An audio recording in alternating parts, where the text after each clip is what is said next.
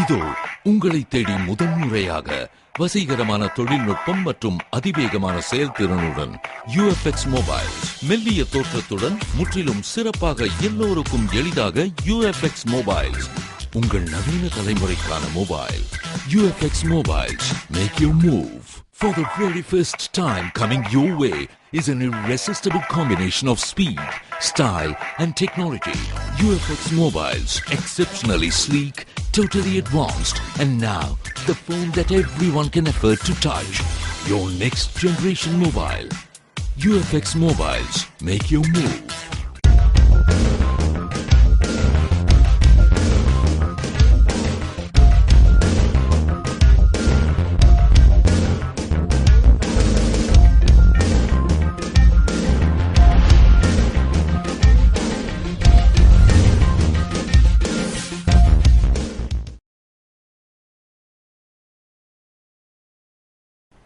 வணக்கம்.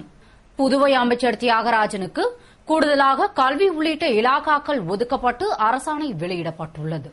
புதுவையில் கல்வி அமைச்சராக இருந்த கல்யாண சுந்தரம் பதவி விலகியதால் கல்வித்துறையை முதல்வர் ரங்கசாமியே கவனித்து வந்தார். அமைச்சரவையில் புதிதாக சேர்க்கப்பட்ட தியாகராஜனுக்கு மின்துறை மற்றும் வனத்துறை ஒதுக்கப்பட்டது. இதனிடையே அவருக்கு கூடுதல் இலாக்காக்கள் கொடுக்க முதல்வர் முடிவு செய்து ஆளுநர் இக்பால் சிங்கை சந்தித்து ஆலோசனை நடத்தியதை அடுத்து அமைச்சர் தியாகராஜனுக்கு கூடுதல் இலாக்காக்கள் ஒதுக்கப்பட்டு அரசாணை வெளியிடப்பட்டுள்ளது. அதன்படி அவருக்கு மின்துறை, வனத்துறையோடு கூடுதலாக பள்ளிக்கல்வி, விளையாட்டு, கலை மற்றும் பண்பாட்டுத்துறை, அறிவியல் தொழில்நுட்பத்துறை ஆகிய இலாக்காக்கள் ஒதுக்கப்பட்டுள்ளது. புதுவை சட்டசபை பொதுக்கணக்கு குழு கூட்டம் குழு தலைவர் VMC சிவக்குமார் தலைமையில் நடைபெற்றது. புதுவை சட்டசபையில் பொதுக்கணக்கு குழு கூட்டம் குழு தலைவர் VMC சிவக்குமார் தலைமையில் நடைபெற்றது. குழு உறுப்பினர்கள் நாஜிம், அன்பழகன், அங்காளன், லட்சுமி நாராயணன், நேரு, புருஷோத்தமன், முதன்மை கணக்காய்வு தலைவர் முருகையா, சட்டசபை செயலர் அன்பழகன் மற்றும் துறை செயலர்கள், இயக்குநர்கள் கலந்து கொண்ட கூட்டத்தில் வருவாய்த்துறை, வணிக வரித்துறை, பத்திரப்பதிவுத்துறை, மீன்வளத்துறை மற்றும் சுனாமி நிவாரணம் குறித்து தணிக்கைத்துறை அறிக்கை மீது விவாதம் நடந்தது. தொடர்ந்து தொழிலாளர் துறை, உள்ளாட்சித்துறை, சுகாதாரத்துறை குறித்து விவாதம் நடந்தது. இதனைத் தொடர்ந்து நாளையும் பிற துறைகளின் மீது நடக்கும் என்று தெரிவிக்கப்பட்டது. மின்சாரத்தை பொதுமக்கள் சிக்கனமாக பயன்படுத்த வேண்டும் என்று புதுப்பிக்கவல்ல எரிசக்தி முகமை சார்பில் நடைபெற்ற பரிசளிப்பு விழாவில் அமைச்சர் தியாகராஜன் பேசினார். புதுவை புதுப்பிக்கவல்ல எரிசக்தி முகமை, புதுடெல்லி புதிய மற்றும் புதுப்பிக்கவல்ல எரிசக்தி அமைச்சகமும் இணைந்து மதிப்பீடு என்ற தலைப்பில் மாநில அளவிலான கட்டுரை போட்டி, ஓவியப் போட்டியை நடத்தியது. அதற்கான பரிசளிப்பு விழா எரிசக்தி பூங்காவில் திட்ட இயக்குநர் பங்கஜா தலைமையில் நடைபெற்றது. இதில் சிறப்பு விருந்தினராக அமைச்சர் தியாகராஜன் கலந்து கொண்டு வெற்றி பெற்ற மாணவர்களுக்கு பரிசுகளை வழங்கி பாராட்டி பேசுகையில், புதுவை மட்டுமே மின் தட்டுப்பாடு இல்லாத மாநிலமாக உள்ளது. இருப்பினும் மற்ற மாநிலங்களில் இருந்து மின்சாரத்தை வாங்கி விநியோகித்து வருவதால் நமக்கு தேவையான மின்சாரத்தை நாமே உற்பத்தி செய்யும் வகையில் பல்வேறு திட்டங்களை செயல்படுத்த முதல்வர் நடவடிக்கை எடுத்து வருகிறார் என்றும் பொதுமக்கள் மின்சாரத்தை சிக்கனமாக பயன்படுத்த வேண்டும் என்று பேசினார். நமது மாநில அரசு பல நல்ல திட்டங்களை கொண்டு வந்திருக்கின்றது. அதை நல்ல முறையில் பயன்படுத்தி எதிர்காலத்தில் நமக்கு நாமே தயாரிக்கக்கூடிய மின்சாரத்தை இங்கேயே செய்யக்கூடிய நிலையில் பல திட்டங்களை நமது முதலமைச்சர் அவர்கள் செய்து கொண்டிருக்கிறார்கள். அது மிக விரைவாக கிடைக்கும் என்பதிலே நமக்கு ஐயமில்லை. நம்மை பொறுத்தளவில் அந்த மின்சாரத்தை சேமிக்க வேண்டிய ஒரு சூழ்நிலை இருக்கும். அதை சேமிக்கிறதுக்கு அந்த குண்டு பல்பு, டியூப்லைட் எல்லாம் மாற்றி இன்னைக்கு LED பல்பு அதெல்லாம் கொண்டுட்டு வந்திருக்காங்க. அரசு கூட அதுல நிறைய மானியத்தில் அப்படிப்பட்ட பல்புகளை வழங்கி நமக்காக கொடுத்துட்டு இருக்காங்க. இதெல்லாம் நல்ல முறையில் பயன்படுத்தி ஒண்ணு நம்ம உற்பத்தி செய்யணும். அதுக்கடுத்து நமக்கு வர வேண்டிய மின்சாரத்தை நம்ம சிக்கனப்படுத்தி செய்யக்கூடிய சூழ்நிலை வரணும். புதுச்சேரியில் நமக்கு மின் தட்டுப்பாடு இல்லாத அளவில் நம்ம கொண்டு வேண்டிய சக்தியை நம்ம ஏற்படுத்த வேண்டும் கேட்டுக்கொண்டு வாய்ப்பு. விழாவில் சேர்மன் தனபால், கல்வித்துறை சிறப்பு அலுவலர் கிருஷ்ணன் உள்பட பலர் கலந்து கொண்டனர். புதுவை கிழக்கு கடற்கரை சாலை மேம்பாட்டு பணிக்கான பூமி பூஜை விழாவில் முதல்வர் ரங்கசாமி கலந்து கொண்டு பணியினை துவக்கி வைத்தார். கிழக்கு கடற்கரை சாலை சென்னை திருவான்மியூரில் துவங்கி புதுவை ராஜீவ்காந்தி சதுக்கம் வரை 149.93 கிலோமீட்டர் தூரத்திற்கு நீண்ட சாலையாக இருந்தாலும் கணபதி செட்டிக்குளம் முதல் பிள்ளைச்சாவடி வரையிலும் சாமிப்பிள்ளை தோட்டம் முதல் ராஜீவ்காந்தி சதுக்கம் வரை புதுவை அரசு தேசிய நெடுஞ்சாலை கோட்ட பொதுப்பணித்துறையினரால் பராமரிக்கப்பட்டு சித்தானந்தா கோவிலில் இருந்து ராஜீவ்காந்தி சதுக்கம் உள்ள சாலை மேம்பாட்டு பணிக்கான பூமி பூஜை விழா சட்டமன்ற உறுப்பினர் அசோகானந்த் தலைமையில் நடைபெற்றது. விழாவில் சிறப்பு விருந்தினராக முதல்வர் ரங்கசாமி கலந்து கொண்டு பூமி பூஜையுடன் பணியினை துவக்கி வைத்தார். நிகழ்ச்சியில் பொதுப்பணித்துறை தலைமை பொறியாளர் மனோகர், செயற்பொறியாளர் சாய் சுப்பிரமணியன், தேசிய நெடுஞ்சாலை அதிகாரிகள் உட்பட பலர் கலந்து கொண்டனர். புதுவை உழவர்கரை தொகுதியில் கால்நடை பராமரிப்பு துறை சார்பில் பயனாளிகளுக்கு இலவச கோழிகளை அமைச்சர் பன்னீர்செல்வம் வழங்கினார். புதுவை உழவர்கரை தொகுதிக்குட்பட்ட பயனாளிகளுக்கு கால்நடை பராமரிப்பு துறை சார்பில் தலா 5 இலவச கோழி வழங்கும் திட்டத்தின் கீழ் தொழில் செய்ய இலவச கோழிகள் வழங்கும் நிகழ்ச்சி நடைபெற்றது. நிகழ்ச்சியில் தொகுதியின் சட்டமன்ற உறுப்பினரும் உள்ளாட்சித்துறை அமைச்சருமான பன்னீர்செல்வம் சிறப்பு அழைப்பாளராக கலந்து கொண்டு 112 பயனாளிகளுக்கு தலா 5 இலவச கோழிகளை வழங்கினார். அப்போது கால்நடை மருத்துவர் கிரி, ஊர் முக்கிய பிரமுகர்கள் மற்றும் பொதுமக்கள் பலர் உடன் இருந்தனர். பயனாளிகள் பங்கேற்று இலவச கோழியினை பெற்று பயனடைந்தனர். புதுவை முதல்வர் ரங்கசாமி அடுத்தடுத்து இருமுறை ஆளுநர் இக்பால் சிங்கை சந்தித்தது புதுவை அரசியலில் பெரும் பரபரப்பை ஏற்படுத்தியுள்ளது. புதுவை முதல்வர் ரங்கசாமி திடீரென நேற்று முன்தினம் இரவு ஆளுநர் இக்பால் சிங்கை ராஜ்நிவாசில் சந்தித்து பேசினார். அப்போது தேர்தல் ஆணையர் நியமனம் தொடர்பாக ஆலோசனை நடத்தியதாக கூறப்படுகிறது. இந்நிலையில் நேற்று மதியம் மீண்டும் ஆளுநரை சந்தித்தார். அப்போது காலியாக உள்ள வாரியங்களுக்கு தலைவர்களுக்கான பட்டியல் தொடர்பான கோப்புகளை அளித்துள்ளதாக கூறப்படுகிறது. இதற்கான அதிகாரப்பூர்வ அறிவிப்புகள் விரைவில் வெளியாகும் என்றும் எதிர்பார்க்கப்படுகிறது. இதனால் அரசியல் வட்டாரத்தில் பெரும் பரபரப்பு ஏற்பட்டுள்ளது. காலாப்பட்டு ஆதிதிராவிடர் விடுதியில் மீண்டும் உணவு வழங்கப்படும் என்று மாணவர்கள் மற்றும் சமையல் ஊழியர்களுடன் நடத்திய பேச்சுவார்த்தையில் அமைச்சர் ராஜவேலு கூறினார். புதுவை காலாப்பட்டு ஆதிதிராவிடர் விடுதியில் தரமற்ற உணவு வழங்குவதாக கூறி கடந்த 1ஆம் தேதி மாணவர்கள் போராட்டம் நடத்தியதை அடுத்து கடந்த 5 நாட்களாக விடுதியில் உணவு சமைக்கப்படவில்லை. இந்நிலையில் விடுதி மாணவர்கள் மற்றும் சமையல் ஊழியர்களை நலத்துறை அமைச்சர் ராஜவேலு சட்டசபையில் உள்ள தனது அறைக்கு வரவழைத்து சமரச பேச்சுவார்த்தை நடத்தினார். ஆதி திராவிடர் நலத்துறை இயக்குநர் அன்பழகன், பாட்கோ மேலாண் இயக்குநர் மோகன்தாஸ், மாணவர் கூட்டமைப்பு நிறுவனர் சாமிநாதன், விடுதலை சிறுத்தைகள் மாணவரணி அமைப்பாளர் செழியன் மற்றும் மாணவர்களுடன் அமைச்சர் ராஜவேலு பேசுகையில், இன்று முதல் விடுதியில் மீண்டும் உணவு வழங்கப்படும். சமையல் ஊழியர்களும் மாணவர்களும் பிரச்சினையில் ஈடுபடாமல் ஒருவருக்கொருவர் பேசி தீர்த்துக் கொள்ள வேண்டும். விடுதியில் மாணவர்கள் மது அருந்தினால் அவர்கள் உடனடியாக நீக்கப்படுவார்கள் என்று கூறினார். இதனை இரு தரப்பினரும் ஏற்றுக்கொண்டதால் பிரச்சினை சுமூகமாக முடிந்தது. புதுவை ஆரியபாளையத்தில் புயல் நிவாரணம் வழங்காததை கண்டித்து அப்பகுதி மக்கள் வில்லியனூர் தாசில்தார் அலுவலகத்தை முற்றுகையிட்டு போராட்டம் செய்தனர். புதுவையில் புயல் நிவாரணத் தொகை வழங்கப்பட்டு வருகிறது. அதுபோன்று ஆரியபாளையத்தில் சரிவர கணக்கெடுப்பு நடத்தி புயல் நிவாரணம் வழங்கவில்லை என ஆத்திரமடைந்த அப்பகுதி மக்கள் ஒன்று திரண்டு வில்லியனூர் தாசில்தார் அலுவலகத்தை முற்றுகையிட்டு ஆர்ப்பாட்டம் செய்தனர். அதேபோன்று பெருங்களூர் கிராம மக்கள் தங்கள் பகுதியில் சரியான முறையில் புயல் நிவாரணத் தொகை கணக்கெடுப்பு வழங்கப்படவில்லை என்று தாசில்தார் அலுவலகத்தை முற்றுகையிட்டு அலுவலகத்தை பூட்டி ஆர்ப்பாட்டம் செய்தனர். இதுகுறித்து தகவல் அறிந்த வில்லியனூர் போலீசார் சம்பவ இடத்திற்கு விரைந்து வந்து புயலால் வீடுகள் சேதமடைந்து பாதிக்கப்பட்ட மக்களிடம் சமரச பேச்சுவார்த்தை நடத்தினார். ஆனால் தங்கள் பிரச்சினைக்கு தீர்வு கிடைக்கும் வரை போராட்டம் நடத்தவுள்ளதாக கூறி பொதுமக்கள் தொடர்ந்து போராட்டத்தில் ஈடுபட்டனர். அப்போது தாசில்தார் யஷ்வந்தையா வந்து அவர்களிடம் பேச்சுவார்த்தை நடத்தி உரிய நடவடிக்கை எடுப்பதாக உறுதியளித்ததால் அவர்கள் போராட்டத்தை கைவிட்டு கலைந்து சென்றனர்.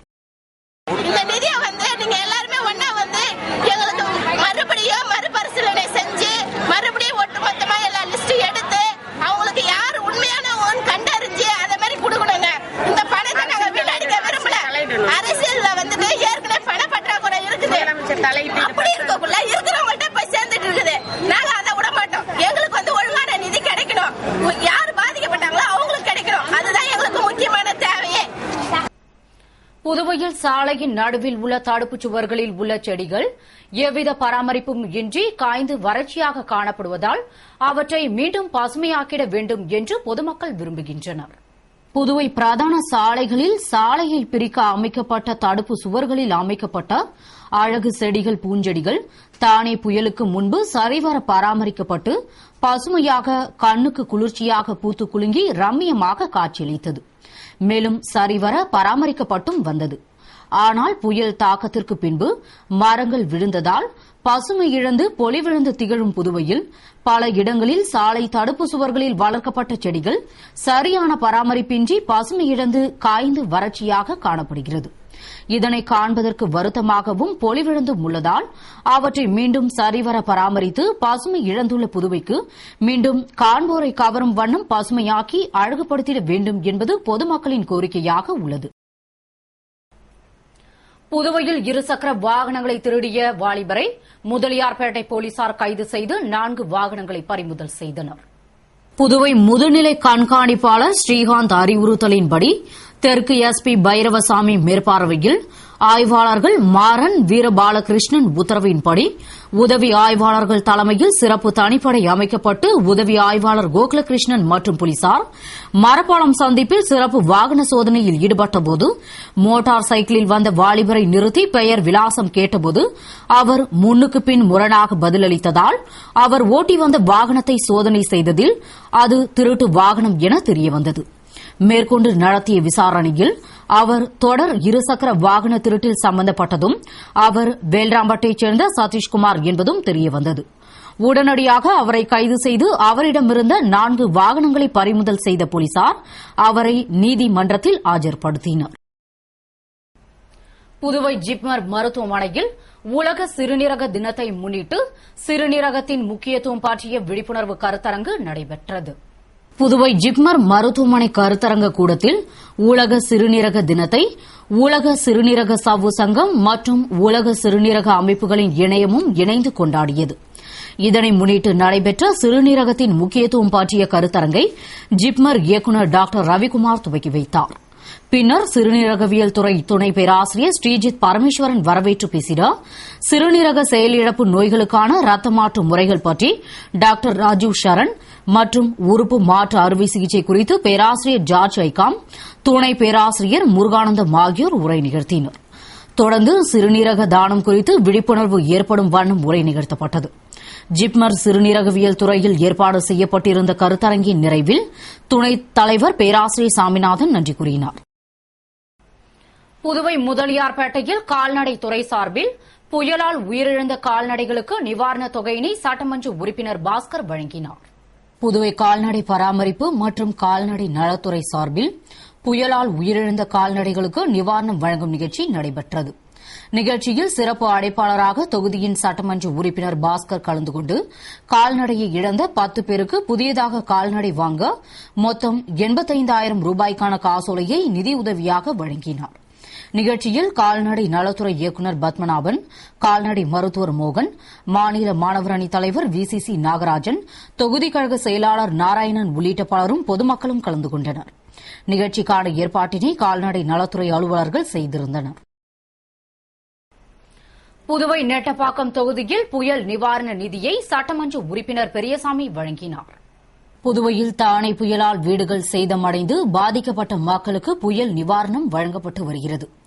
அதன்படி நெட்டப்பாக்கம் தொகுதிக்குட்பட்ட கரையாம்புத்தூர், சின்ன கரையாம்புத்தூர் மக்களுக்கு நிவாரணம் வழங்கும் நிகழ்ச்சி நடைபெற்றது. நிகழ்ச்சியில் சட்டமன்ற உறுப்பினர் பெரியசாமி கலந்து கொண்டு பாதிக்கப்பட்ட மக்களுக்கு நிவாரணத் தொகையினை வழங்கினார். அப்போது தாசில்தார் தயாளின் உள்ளிட்ட அதிகாரிகளும் தொகுதி அதிமுக நிர்வாகிகளும் ஊர் பிரமுகர்கள் மற்றும் பொதுமக்கள் உடன் இருந்தனர். புதுவை பூரணாங்குப்பம் அரசு நடுநிலைப் பள்ளிக்கு திமுக பொருளாளர் மு.க. ஸ்டாலின் பிறந்த நாளை முன்னிட்டு நலத்திட்ட உதவிகளை ஏம்பலம் தொகுதி திமுக செயலாளர் ஏம்பலம் செல்வம் வழங்கினார். முன்னாள் தமிழக துணை முதல்வரும் திமுக பொருளாளருமான மு.க. ஸ்டாலின் பிறந்த நாளை முன்னிட்டு நலத்திட்ட உதவிகள் வழங்கும் விழா பூரணாங்குப்பம் அரசு நடுநிலைப் பள்ளியில் நடைபெற்றது. பள்ளி தலைமை ஆசிரியர் குப்புசாமி முன்னிலையில் நடைபெற்ற விழாவில் செல்வம் மக்கள் இயக்கத்தின் தலைவரும் நிறுவனரும் மற்றும் ஏம்பலம் தொகுதி திமுக செயலாளருமான ஏம்பலம் செல்வம் கலந்து கொண்டு பள்ளிக்கு வீடியோ பிளேயர் மற்றும் மாணவ மாணவிகள் சுற்றுலா செல்ல 5,000 ரூபாயினையும் நலத்திட்ட உதவியாக வழங்கினார். விழாவில் ஆசிரியைகள், மாணவ மாணவிகள் மற்றும் திமுக பிரமுகர்கள் விஜய் லோகு, தட்சிணாமூர்த்தி, ராஜாமணி, தண்டபாணி, கும்பா, ராஜகுரு, மகாலிங்கம், முனுசாமி உள்ளிட்டோர் கலந்து கொண்டனர். புதுவையில் நாளை மறுநாள் 8ஆம் தேதி பிளஸ் 2 அரசு பொதுத் தேர்வு துவங்குகிறது. இதில் 11,500 மாணவ மாணவியர்கள் தேர்வு எழுதுகின்றனர். புதுவை மற்றும் காரைக்காலில் பிளஸ் 2 அரசு பொதுத் தேர்வு நாளை மறுநாள் 8ஆம் தேதி துவங்குகிறது. 30ஆம் தேதி வரை நடைபெறவுள்ள தேர்விற்காக மாணவ மாணவிகள் தயாராகி வருகின்றனர்.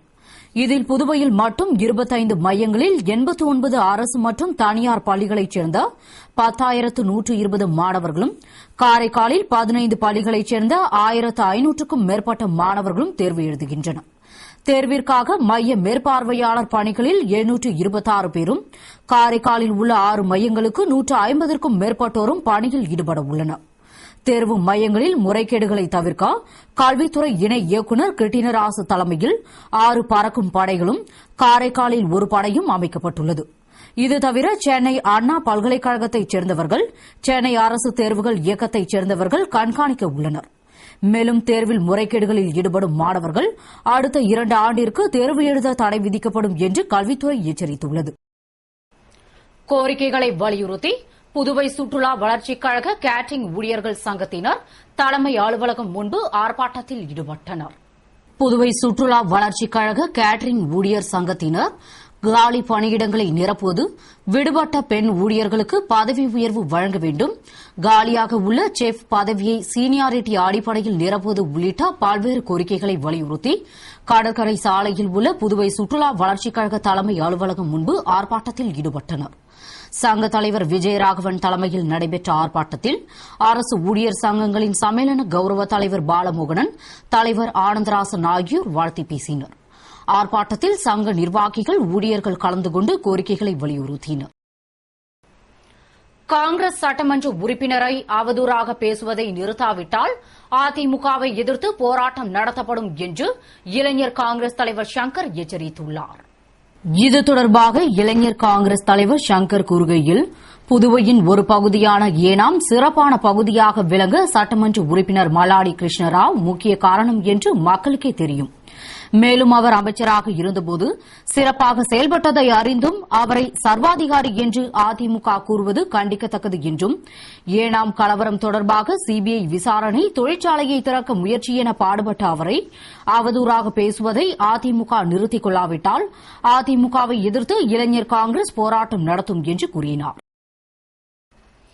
புதுவை விவசாயிகளுக்கு புயல் நிவாரணம் வழங்காத மத்திய மாநில அரசுகளை கண்டித்து பாரதிய ஜனதா கட்சியின் விவசாய அணியின் சார்பில் கண்டன ஆர்ப்பாட்டம் நடைபெற்றது.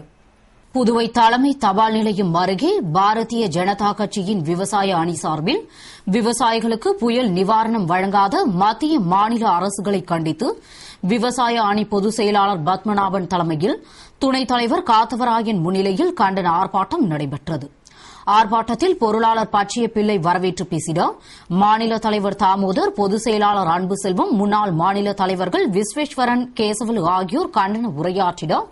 நிறைவில் செயலாளர் பாஸ்கரன் நன்றி கூறினார்.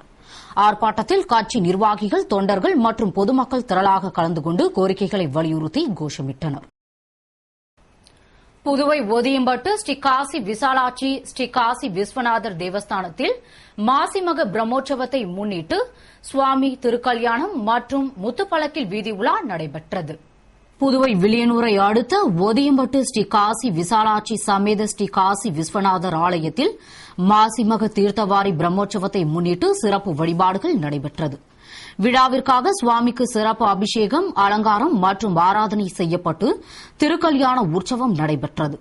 தொடர்ந்து அலங்கரிக்கப்பட்ட முத்து பல்லக்கில் சுவாமி வீதி உலா மாட வீதிகள் வழியாக நடைபெற்றது. இதில் திரளான பக்தர்கள் பங்கேற்று சாமி தரிசனம் செய்து எம்பெருமானின் திருவருளை பெற்றனர். இதனைத் தொடர்ந்து நாளை 39 ஊர்களில் இருந்து சுவாமி தீர்த்தவாரி நடைபெற உள்ளதால் அதற்கான ஏற்பாடுகளை விழா குழுவினர், அறங்காவல் குழுவினர் மற்றும் ஊர் பொதுமக்கள் செய்து வருகின்றனர். இத்துடன் செய்திகள் நிறைவடைகின்றன. வணக்கம்.